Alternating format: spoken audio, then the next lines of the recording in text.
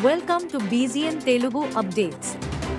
ఏదైనా విపత్తు సంభవించినప్పుడు ఆ పనులను ఆదుకోవడంలో సినీ ఇండస్ట్రీ ముందు ఉంటుంది. అంతేకాదు ఆలయ నిర్మాణాల్లోనూ భాగస్వాములవుతారు.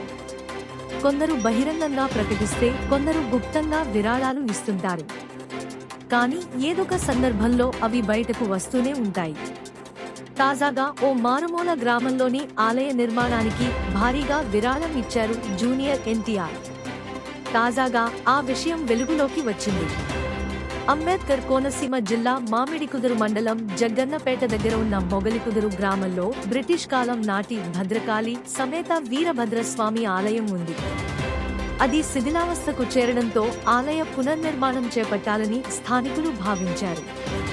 అయితే ఆలయ పునర్నిర్మాణంలో ప్రముఖ హీరో జూనియర్ ఎన్టీఆర్ భాగస్వాములయ్యారు. దాదాపు 12,50,000 రూపాయలు విరాళంగా ఇచ్చారు. మొగలికుదురు గ్రామానికి చెందిన పురోహితులు కారుపర్తి కోటేశ్వరరావు జార్ ఎన్టీఆర్ వివాహం జరిపించారు.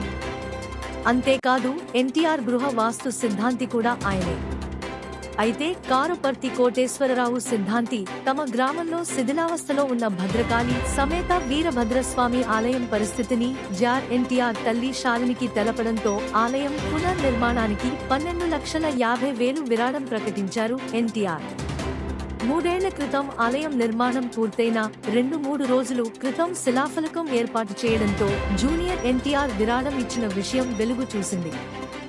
శిథిలావస్థలో ఉన్న భద్రకాళి సమేత వీరభద్రస్వామి ఆలయం పునర్నిర్మాణానికి జార్ ఎన్టీఆర్ చేసిన సహాయాన్ని గ్రామస్తులు కొనియాడుతున్నారు. జూనియర్ ఎన్టీఆర్ దంపతుల పేర్లను శిలాఫలకం మీద వేసి ఆలయం బయట ప్రతిష్ఠించారు. Thanks for watching BGN Telugu.